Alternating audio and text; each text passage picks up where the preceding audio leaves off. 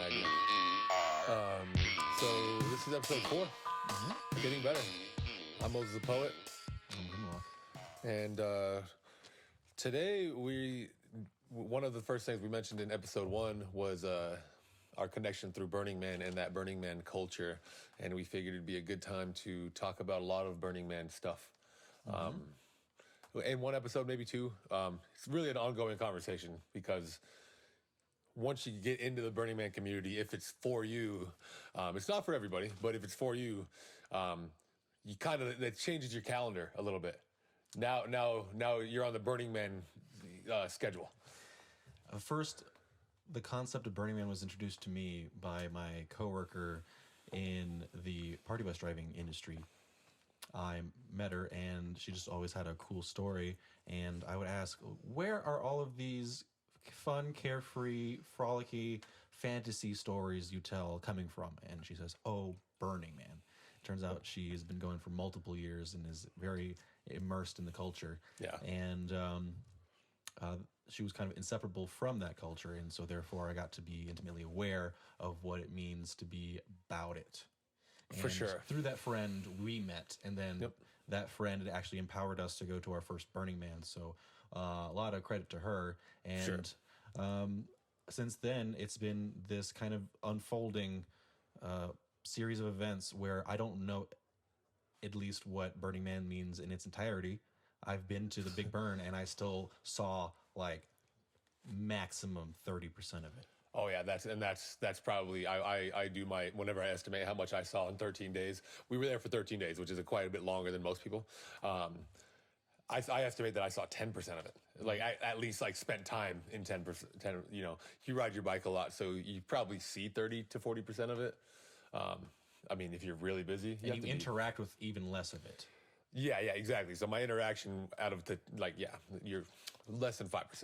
It's humongous. 80,000 people were there roughly this year.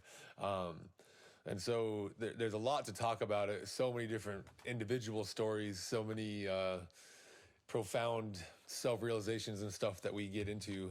But I think it's a good place to start, just kind of get a general explanation of what Burning Man is. Because a lot of people have heard of it, know a couple people that have went to it maybe, but there's a general connotation around that that some people have.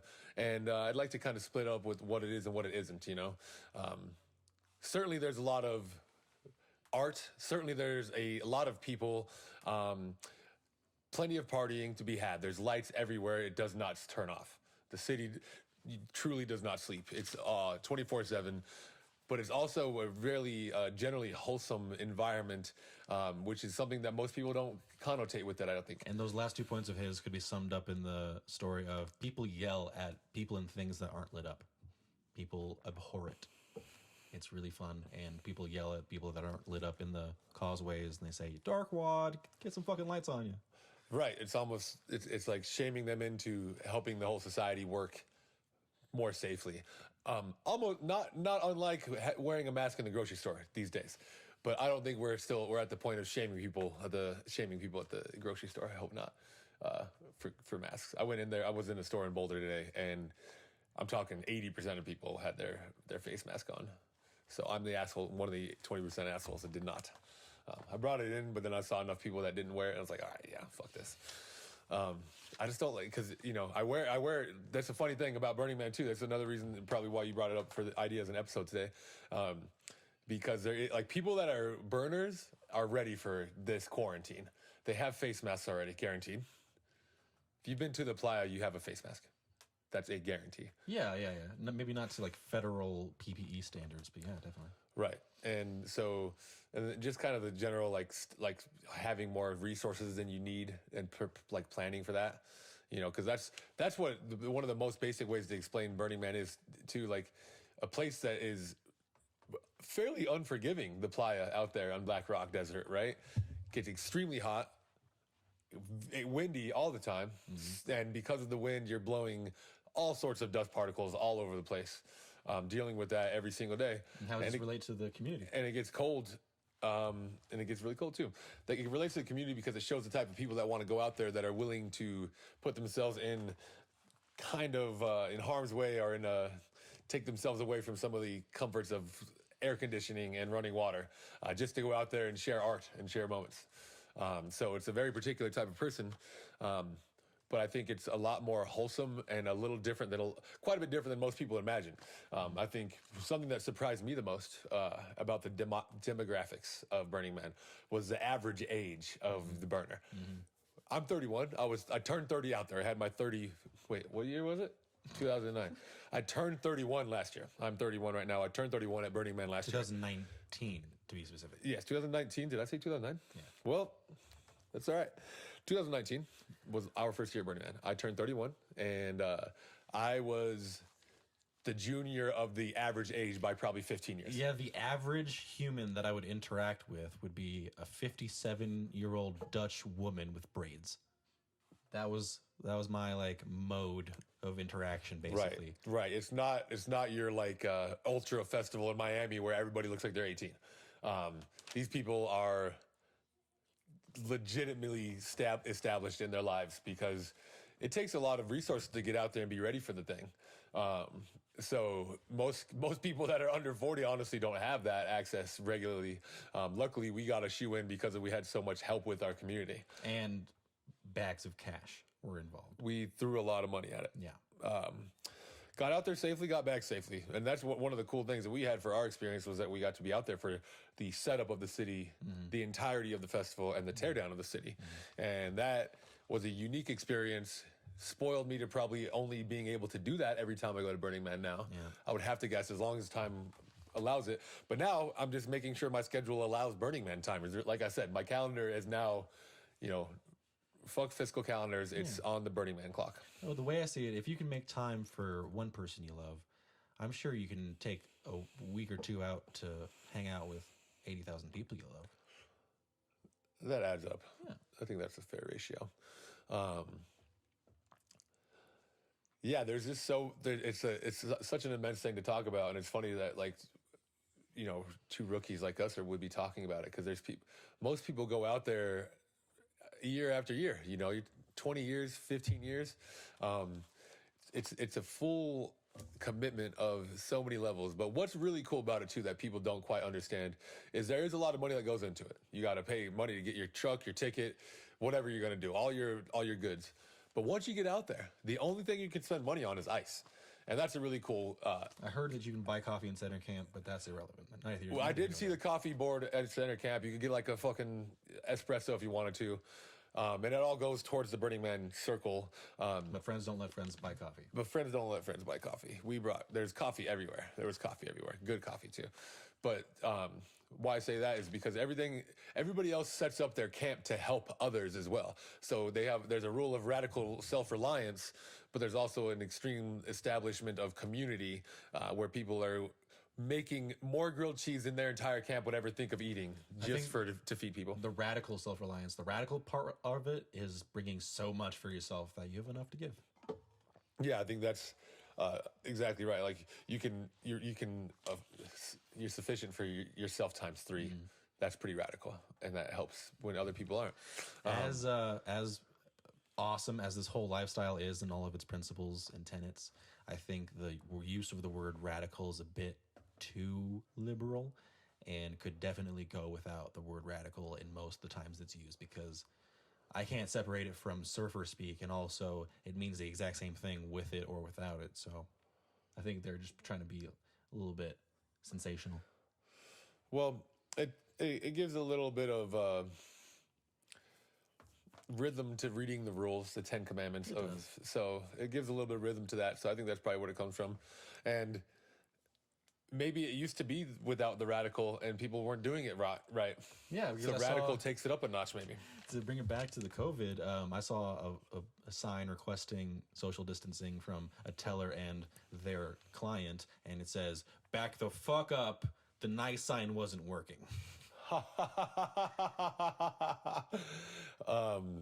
So I can see that. Yeah. Like just spice it up. People be like, "Oh, it's trendy now." Right. And so I'm going to be looking like a bag burner because I can actually list all 10 radical things. We'll bring those up tomorrow because that would be a nice thing to read off because it establishes a lot. We deal. Basically- oh, Go sorry. ahead. No, go ahead. So one thing that I like is the participation, and everybody is a participant. And what that means is that it's not a music festival where they have a lineup and definite people and definite little touchstones and focal points and points of interest to gather around and observe.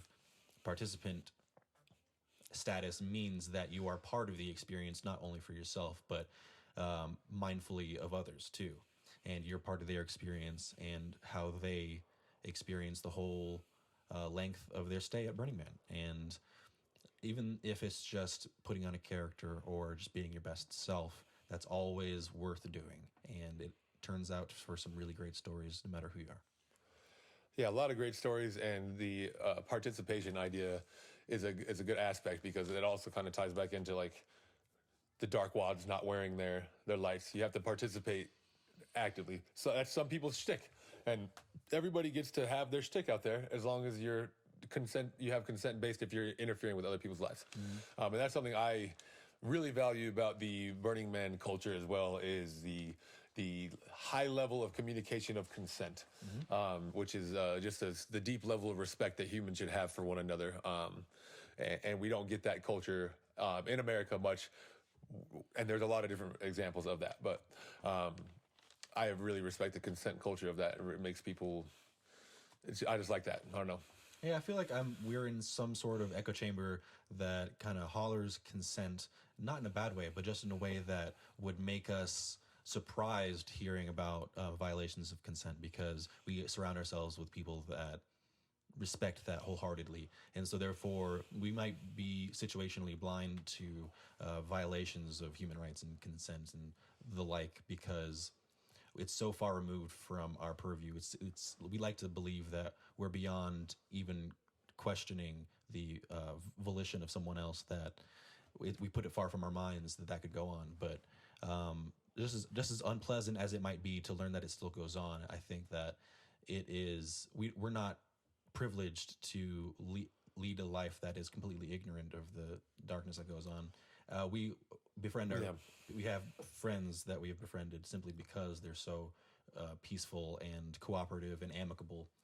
Right. That we can do all we can, but it's not really within arm's reach. It's not really real for us. Yeah, I mean, at times, I have moments. I like work doors a lot at parties and stuff like that, and people get a little loose at these parties. So I still have some moments where I get my consent boundary crossed or unacknowledged. So it's not because of the specific circle that we kind of talk around, and you're exactly right on that. But I still have moments of that myself. Even getting a $5 tip when you take your shirt off on stage sometimes. But so there's consent in my life. I'm not fully removed from it, I would say. But it's still, but it's something that I have always honored, but I like to be even more aware of it. And I think it's just a good conversation for people to be aware of, because of course, like, we should talk about it more. I just want to know more about it so that I can be more informed. That's all I'm saying. Yeah, for sure. I see your point. So because we haven't had a lot of the awkward conversations that might inform people because of our circle. We still maybe don't know we're sticking with profundity, by the way. I used to have nice hair and people want to touch that, but now that I don't have hair, people just want to touch my hat.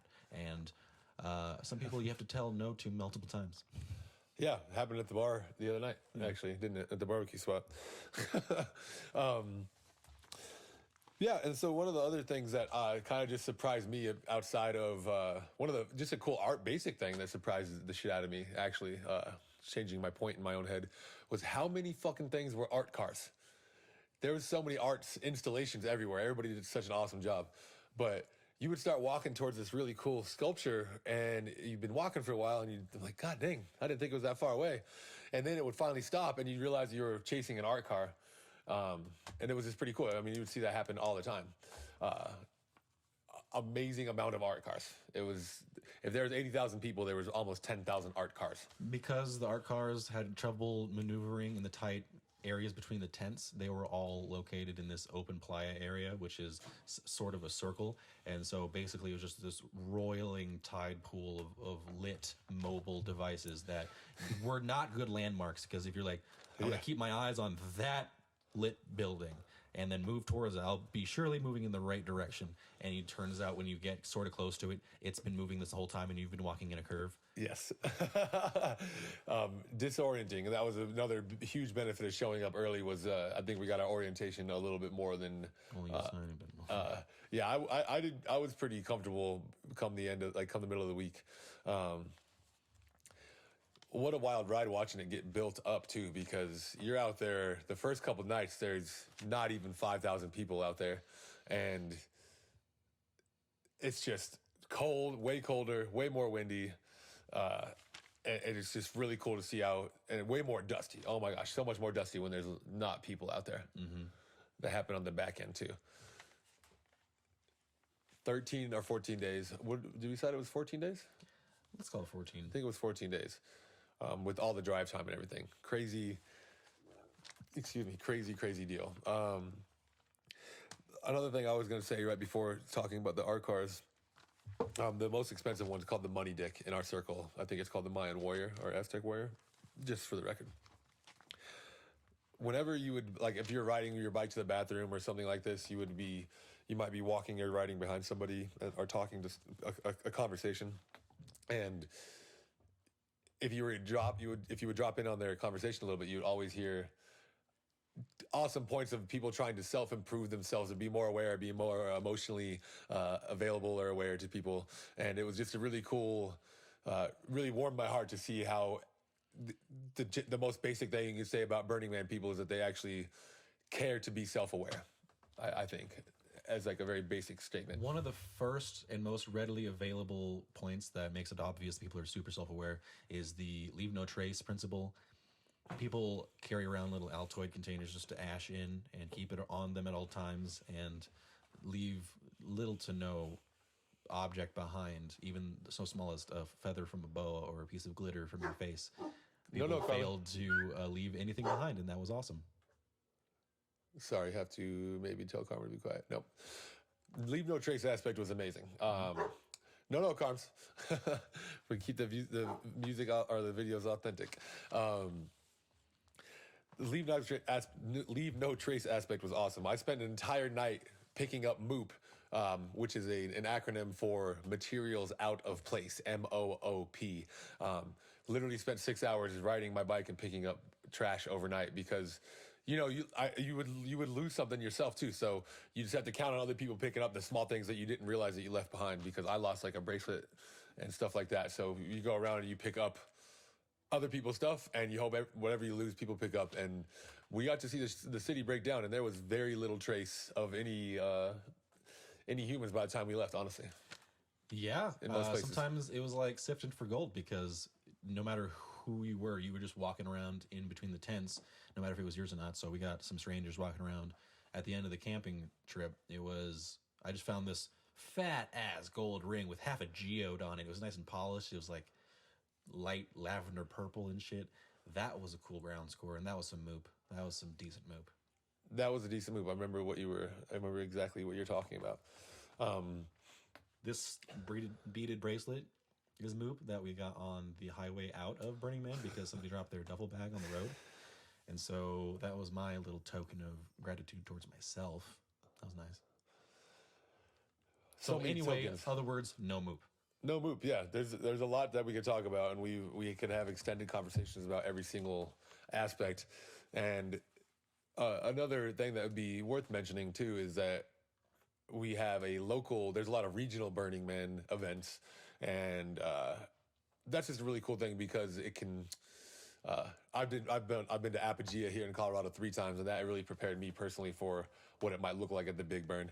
And as much as anybody can be ready for it, of course, you can't ever imagine what you get to see when you're out there. No. There's no imagining it. There's really no describing it. You can find small threads of description, but just an overwhelming cool event, that an absolute confluence of self-improvement and awareness and spirituality and technology. So it's on paper an art festival. And so a music festival, if you have band A year 1 and band A year 2, they might play some of their same discography at both events, which is suspect. It's not wrong, but it's suspect. But at an art festival, it's new art every time, every single time. For sure. New people, new art. Not necessarily new people because they keep on coming back, but you meet new people, you see new art. Nothing's boring. Nothing's ever the same. Nothing's ever trodden out with just a little to no gusto. It's all gusto all the time. Yeah, if anybody brings the same project they brought last year, it's twice as good. It's added on. It's twice as big. Or it gets burned down. Or they burn it down. That was one of the a couple of the coolest things. You'd watch $1.5 million projects that took people 9 months to build, and knowing the entire time they're going to burn it down. Like living sculptures that are made like castles, and then you get to walk inside with piano guts as walls, and the hammer's still intact, and it's really cool looking. Art on every single inch. Bell towers. Of a full-on bell tower castle with walls and protecting around it. And then on Friday night, you watch it burn. Yep. And then they burn the man, of course. They burn the temple. I think there was about 9 or 10 burns of different huge projects. Mm-hmm. And then a lot of people have like cool Mad Maxian propane burners and flamethrowers on their trucks. And so one of the last nights after the official burn was over, there was a camp that just had all of anybody that had propane fire stuff would go and just light it up that night. There was lasers that could hit the horizon. Mm-hmm. There was lasers that could go 1,800 feet in the sky, mm-hmm. and you couldn't even see where they ended. Mm-hmm. I don't even know what science is involved in making lasers that intense. That's like, I don't know much about laser science in the first place, let's be real. It's radioactive. Borderline radioactive, probably. There's some amazing things. So I like Burning Man because it embodied my ideal. It made manifest my ideal situations. I felt no anxiety. I didn't feel out of place at all. I felt right at home because you could sit down on a couch in the middle of a desert, and next to you would be some random kooky New Zealander that would just tell you about his cage match that he's going to have in 5 minutes, and you'd be like, word.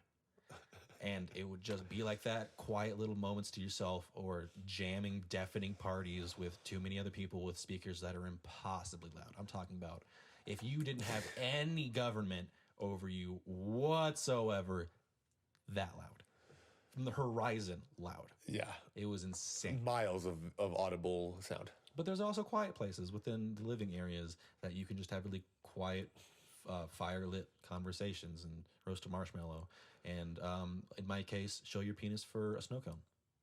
I showed my penis for some coffee, but it was really a pun intended, just a big tip for the coffee people because they had already given me 8 days of free coffee. Wait, you're saying that they didn't have a policy at all related to your penis, but you still showed them anyway? They were asking people to show penis that day. Okay. And I was like, you guys see me a lot, but I'm right across the street, but no problem. Those people? Those people. Okay, I never had an intimate moment with them, except for speaking about A$AP Rock and how he is ostensibly the best rapper in the world. Yeah. Amazing highlights. They had a really cool passport system. I thought that was pretty fun and a cute idea where they had a bunch of camps sign up to be a passport office or a passport stop, and you could go and get everything stamped and all that kind of stuff. So that was kind of fun, a good little roadmap to play. And it was like a collector's game that incentivized people to go towards the functional areas of Burning Man, which are the camp that tells you where things are, the ranger little hut where you can go if you really need help and stuff like that. Things that are important, necessary for your full experience and like fully utilizing what's around you. Right. And that's another cool thing. It's not an official thing, but everything's official because they sign up each camp and they sign off on every idea. But they even there's ranger camps on like every part of the circle. And there's also like bike repair camps all over the place, bike maintenance camps, which is awesome because by the end of the 8 days, you hear these bikes riding around and they are just making the ultimate screech of death. That bike's going to break off in any minute and that person's going to get stabbed by their pedal. Is what it sounded like. It's like I want to go around and antagonistically grease people's wheels. Just for my own benefit. How would that be antagonistic? Because, like, what if they were like, no, that's the screech of invention, man. Like, no, you're fucking with my screech. Squirt them from like 20 feet away and they just silently roll away and going, damn it. got sniped by the silent greaser again. Sneaky Creamer. Oh my gosh, shit. Sneaky Creamer. That was one of the names we got to be witnessed dubbed at Apogea last year, actually, 2019, yeah. for one of our friends, and that's another really fun, playful part. And meaningful part for some people because you get your playa name for some people. And I think as cool and as progressive and party and artist type these people are that you go to Burning Man, there's still a mass majority of them that of us that have kind of regular 9-to-5 type jobs. So when you get to have that playa name, that alter ego, as it were, can be very helpful for people. People not only adopt nicknames in Burning Man to protect their anonymity in interactions with people that they might associate with outside of the festival, people also adopt nicknames so that they can psychologically prepare themselves for the switch in mentality between what people call the default world and Burning Man. And I feel like it might facilitate an easier transition into just partying at one's full capacity. I think so too, and it's something that gets bestowed upon you as well. So it's kind of you wear it with you wear it with honor because your camp that you usually go with will give it to you probably, so that becomes your identity amongst the people that go through Burning Man with you. And it's almost in a way, I forget what the effect is called, but almost in a way like what you do as an athlete with your team or boot camp, where you go through a lot of hardship with people to get closer to them. And you're not necessarily, I mean, we're going out there to get closer to one another. I guess that's a good way to say it. Yeah, it's not unique to the festival, but it is certainly a way that people can do it without the grim auspices of warfare. And again, it's not unique to Burning Man, but the people that you hang out with, the people that you choose to be in your circle, the people that you choose to be close to you, know you better than your mom did before you could speak. They've only known you since you've chosen to be yourself. They didn't create you. And so there's no weird imposition of identity, and they are just observing you, and then they reflect upon that with a nickname. And I feel like that's the most sincere way that anybody could refer to anybody else, is their actions or their preferences. Totally. And funny enough, I have yet to get a playa name. People haven't given me a playa name because Listen Thomas Desjardins is pretty darn unique. And it's not like I'm going to get confused with Mike 1 through 6, you know? True. And I think that I'm okay with that. Yeah. Pretty true for me as well. I often go by Mo, and there's plenty of Mo's out there. That's not an uncommon name. But Moses is how I introduce myself out there. But I bet that people backslide into Big Mo quite often. Oh, Big Mo for sure. I'm pretty much the Big Mo is more unique to me, even though I've met other Big Mo's as well. Oh, interesting. But not nearly as many, 10 to 1 on the regular Mo's, because there's a lot of MAUMO's names out there. I didn't know that. I didn't know that like Maurice would be shortened into Mo. I didn't know that. Yeah, Maurice, Mo. I'm blanking. I'm a little exhausted. But yeah, Muhammad especially. Oh, yeah. Met a lot of Muhammads that are Mo. Good thing that you live in a world where, at least a civilization where Mo is not as common, so that you can be certain when somebody's calling your name, just as I am. Yeah, I like that because I fucking cannot hear. So, all right. So for this episode of Getting Better, I was thinking that in the spirit of the Burning Man trope, I suppose that we could teach you how to make the keffiyeh or shameg head wrap. And it is more than just a period drama cheap costume for one's head or emphasis for a mascara commercial. It's also very effective. I got no sunburn over 14 days of being out in the Nevada desert. And some people rather did. And I'm quite proud of this. And I was able to teach people and toss these out to people that didn't have one or didn't know. And all they did was suffer a little bit of dust staining. And he has his white one. I have my red one here. Yeah. What you're going to need to do, first I need to describe to the viewers what I'm actually doing. Right. And you're going to help me too, because you taught me this last summer, but I actually didn't do it at all. Because I just had other options for face mask and head coverage, so Right. I didn't actually take the time to tie one of these. He's too pretty to cover his whole face, is what he's saying.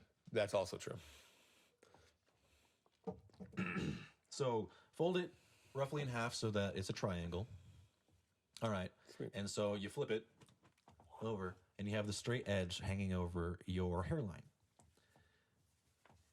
Boop. And then you make it uneven so one end is 2 to 3 times longer than the other. Feeling good about it? All right, sweet. And what you're going to do is you're going to take the long end, you're going to put it underneath the short end. Underneath the and short end. keep your hand on the short end. So place it on your shoulder because you're going to reach around and grab it from the other side. Cool. And then what you're going to do is with pinching the straight edge, the folded edge, you're going to bring it up around your chin so that it makes positive contact with your gullet. And you're going to bring your short hand up behind you so it plants back behind you. To create a leverage point or a fulcrum for the long part to wind against. And then the next part is going to cover up my mouth, which is unfortunately bad television. But what you're going to do is you're going to cover your mouth. And then you're going to take these two ends and then tie them back behind your head. See, I got lost again, but you're doing it right. I'm going to be able to get to catch up with you, I think. Boop, boop. And then this, with a pair of goggles, is all you need to survive the apocalypse. The apocalypse. The apocalypse. So, The alpaca apocalypse. go like that. Here we go. You wrapped it around your neck like a weirdo. Right. So what you did is you wrapped it around behind you, where you just create this turnbuckle, Yeah. and then you wrap it around in front, and you put the short one behind you, and the Oh, long you one don't- behind you this way, and then you tie it like that. Okay. So in the military, we did time trials, and we were supposed to put on our gas masks in 9 seconds. But the problem with that is that the gas mask has form, and it's shaped like a face. This is not. So I don't think I'll be able to get this down to 9 seconds. That'd be pretty impressive. Yeah, I don't think that's going to happen. So I think this a good starting point is maybe around the neck. And then, do you have a timer on your phone? I have a timer on my phone. I'm going to take care of this hair. Nice. I That don't want to makes get a lot better. of sense. Because nobody likes to pull I hair. wasn't good there, but I can get better, and I want to get better and make it easy. Yeah, and if you're not checking to see the quality of your face mask in the defense against microorganisms, this probably performs just as well as your run-of-the-mill face mask that prevents the breath from blowing on others and such. Right, the droplets that we're concerned about, right? Yes, and it is effective for that. I don't think it's effective for nerve agent though, so don't go trying. Okay, so So we're going to hit the stopwatch. okay, so that's how it works. Reset. So it's on your shoulders. Shoulders up.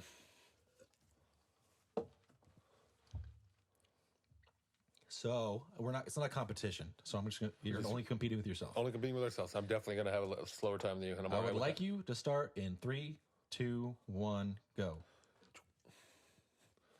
Boop, boop. So the only bad thing about this is that the look has a large connotation with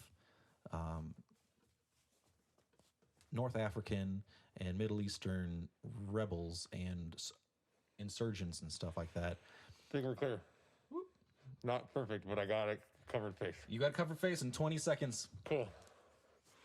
And so now we're going to try to see where I'm at. And it's only unfortunate because it's a really cool look for a lot of reasons. Yeah. And there's plenty of overwhelming amount of people that will use this style that are as wholesome as you'll ever want people to be. It's like Wesley said in The Princess Bride. I think in the future, many people wear a mask. I think they're awfully comfortable. And also, when the sun hits the cotton Nice. and it warms it up and you smell warm cotton, it's the second best thing to water. I tell you what. Speaking of, nice. Get some water. Get yourself hydrated for this mask tying. Okay, I think I'm ready. Cool. I mean, he doesn't have a goal, but I want him to do 9 seconds. No, fuck 9 seconds, though. All right, I want you to start in 3, 2, 1, go. Boop, boop. Nope, not yet. And stop. I fucked up. It was like 9.2 seconds. pretty good. But can you do, now you have to do better than that. Oh my God. You're in my boat yesterday. My yesterday boat, anyway. Yeah, fucking nailing it on the first try. Nailed it on the first try. It was literally like 9.2 seconds. My finger missed the button somehow. I'm ready. I'm touching the screen in 3, 2, 1, go. Yeah.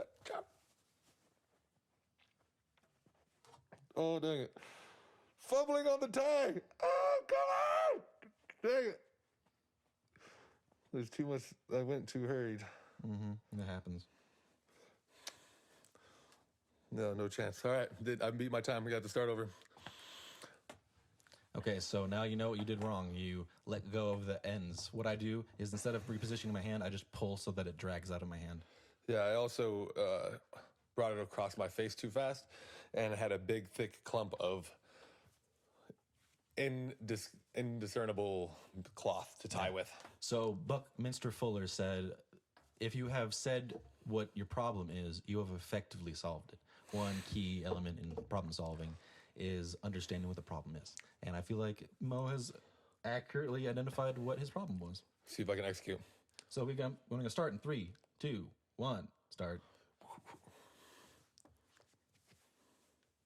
Oh, no. Do that. I want to go to the end.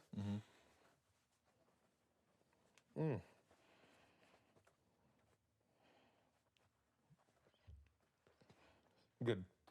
17 seconds. Hey, that is 15% better. I'm going to leave it on now because it sounds funny. Sounding even more muffled. I think it does sound funny. And I like that I got my beard poking through here. That's ridiculous. Because it's still, you're not going to get sunburn on your beard. You're good. I guess that's okay. Okay, so now I'm going to try to beat 9.02, but really I'm going to try to beat 10 seconds because that's what I saw when I looked down. It was 10.1 that I did, but I did miss it, and I'm pretty good at estimating time. 3, 2, 1, go.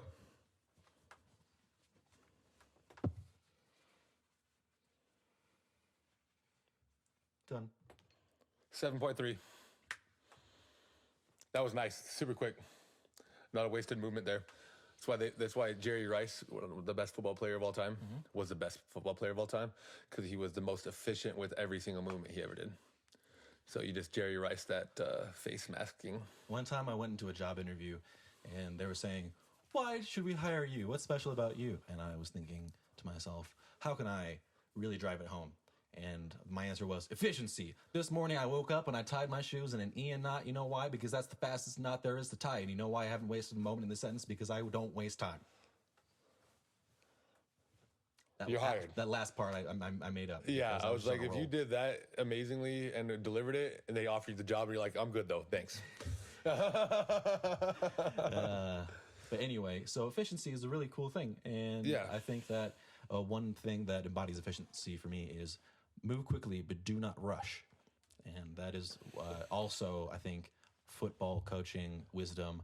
And also, another thing about this face mask is that it's collapsible, so you can push it down to your neck, look like a fashionista. But then when shit goes down, shit gets heavy. You can just boom, insert it up. Shit goes down to get heavy and hit the fan. Shit goes down is heavy due to the acceleration due to gravity. Nice. Both efficient. I'm not gonna say I'm an efficient mask tire, but I would have because sometimes the dust storms do hit out there in that kind of time where you're like, oh shit, put the mask on, tie it, boom, boom, boom.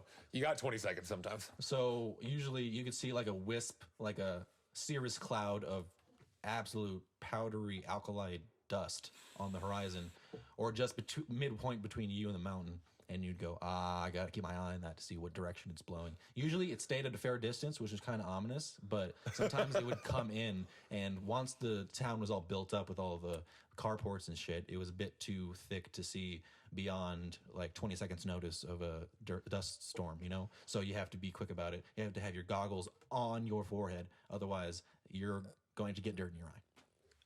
100%. And taking a shower is accessible, but not like the easiest thing out there. So You can definitely stand in a line of 60 people and then shower at batches of 50 people, all naked, scrubbing each other. But that's really very secure and comfortable. I don't know. Maybe that's not your style. I had a good time doing it. Got to meet Alex and Allison Gray Nice. at that with my dick out. Did they Clean dick. Did they shower just as creatively as they paint? I didn't get no. They were painting. I didn't get to shower with them. Ah, okay. Now I get it. All this time I thought you were I showering. imagine they probably had their own shower. Probably. I would have to guess. They're pretty much monsters. That's Burning Man episode, at least number 1. Yeah, I'd say so. I am my constableship, Grimlock, and he is his constableship, Moses the Poet. He Nailed lost his privilege after last time he had to walk out. I think that's fair. Bye.